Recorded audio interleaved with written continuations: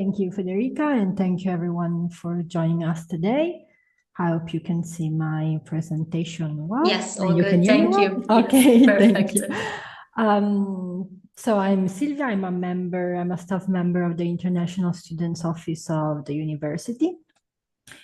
And I wanted to start by giving you an idea on how to navigate the websites of the university. You will learn immediately that there are lots of websites that do not show the same information. So they are complementary websites. So maybe the one thing you're searching is not available on the website you are actually on. So for example, if we start from a simple question, what are the programs that we offer? So we heard that we have 165 programs, but which are them? I would suggest you start your research from the Apply at UniTo website, which is the first image. That's also the platform on which you will have to submit your application. And it is a platform completely dedicated to international students. So everything that's written in there is for international students only. On the website, you can search for the programs by entering keywords. So maybe you type finance and you find all the programs related to that keyword. A second option would be to start from the UniTo website. UniTo is the website of the entire community. So inside you can find information on anything. That could make you feel a bit lost because information are not specifically for you. So I put on the slide the clicks that you have to do to get to the page where you can find the degree programs list. On this website, you do not have to enter keywords, but you find directly the full list of programs in alphabetic order, and you can just search them depending if they are undergraduate degree programs or postgraduate degree programs. With both options, so if you start from Apply at UniTo or if you start from unito.it, when you see the program you're interested in and you click on it, then you are redirected to the website of the degree program. Because yes, each degree program has its own website, and that could be super useful if before you apply, you want to see how the program is structured. For example, what is the class schedule? Are its attendance compulsory? Is it not? Are classes in English, in Italian? All this detailed information you can find on the degree program website and probably nowhere else, because that's the most specific website for that kind of information. One last option, so as we were saying, today is the last webinar of a series of events of the Online Open Days. In the previous episodes, we presented each degree program taught in English, so only those taught in English languages. If you go to the website of the Open Day, which is the same website you used to register for today's events, you can find the registration of the presentation that were held during those events. So you can see the professor speaking about the program and giving you more details. So once you have decided which programs you want to apply for, you have to submit your application on this website, which is called Apply at UniTo, powered by Dream Apply. The cost of the submission of the application is 60 euros and allows you to choose a maximum of 2 programs. As you can see, here are the deadlines. Right now, applications for postgraduate degree programs are open, while application for undergraduate degree programs will open in February and close in April. All international students have to submit their application on Apply at UniTo, and by international students, we mean all students who hold a foreign degree. So it doesn't matter the nationality, you can also be Italian, but if you studied in a non-Italian school, then you're considered an international student.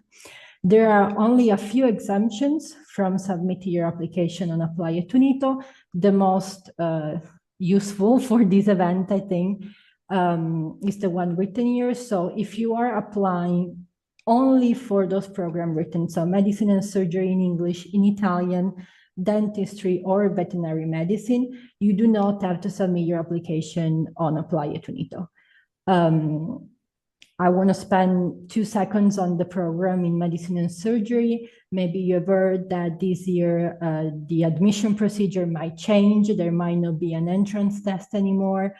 The ministry is still thinking on it. Universities do not have any information yet. So all we can tell you as of today is that you do not have to submit a pre-application on Apply at UniTo. And as soon as we have the information on the admission test or no test, we will make them available on our website, and we will give you more information on how you can apply. Okay, when you submit your application, you're obviously requested to attach documentation.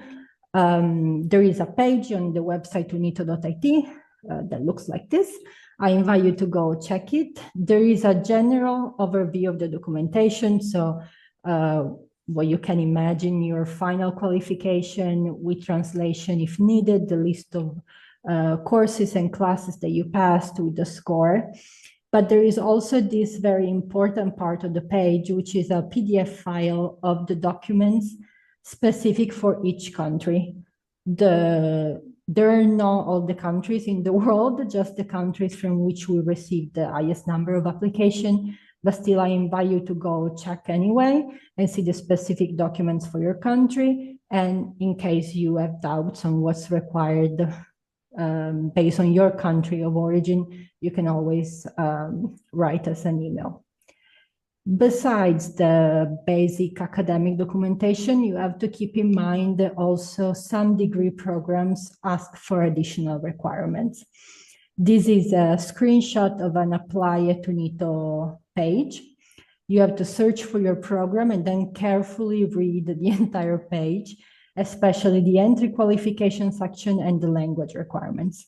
If a certificate of English or Italian language is requested, it is clearly stated here. You can see, for example, here the list of certificates that are accepted.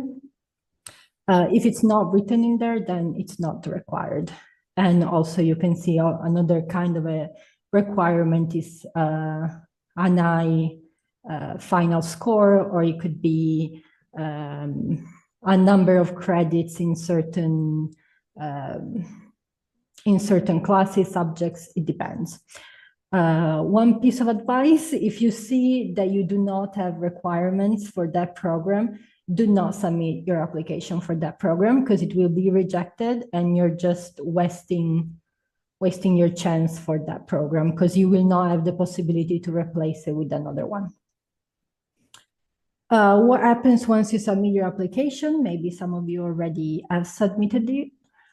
So for undergraduate degree programs, there is only one evaluation, which is made by the International Students Office, of which I'm part of. And we try to give you a feedback, whether positive or negative, within 90 days.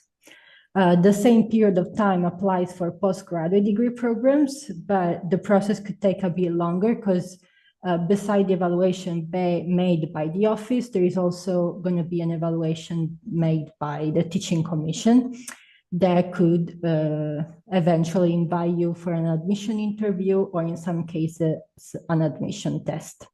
But again, we try to give you a feedback, positive or negative, within 90 days. Just a little reminder for non-EU students who are residing outside of Italy and need a visa to enter the country, you will also have to submit your application on the University website, which is the platform that has been used for a few years now to collect visa requests from the university and from the embassies. We cannot tell you yet the deadlines to submit this application because they're not published yet, and they will be published by the Ministry of University maybe around March. This is the date we expect. Okay, by searching on the different websites, you will encounter this terminology. So free access courses or courses with or without restricted number of places. I just wanted to clarify a little bit what that means. So we have courses or programs with a restricted number of places. This means that there is only a limited number of students that can be admitted, and who gets in and who stays out, it's based on a ranking list created on the score that you obtain on the entrance test. Courses with free admission means that there is not a ranking list, there is not a limited number of places. However, there is still a sort of test, which it goes under the name of TARM, and some cases TOLC, which is just tested to check your entry preparation, let's say like that. You are admitted no matter the score that you obtain, and there is not going to be a ranking list. So it's just a test that you have to do, but will not jeopardize your enrollment, no matter the score. This being said, for non-EU students residing abroad and requiring a visa, there is still a limited number of places for every program, no matter if it's with or without restricted number of places. But 90% of the cases is not an element that should worry you, because the number of places for non-EU students is usually higher than the requests that we receive. You can see here in the box. So everything that I'm telling you is updated as of today, but maybe there will be some changes. So we invite you to keep checking those pages for more information that will be updated maybe at the beginning of spring. I'm also coming to the end of my presentation. So just one new initiative we wanted to introduce you. From this year, the university is gonna award 38 scholarships to the most talented students who submit their application. So this is a scholarship based only on merit and not on the financial situation of the student. It is open to non-EU students requiring a visa and also to European students, with the exception of Italians. Italians are excluded from this scholarship. And they will be awarded for students applying for the postgraduate programs of our university in English language. So only those taught in English.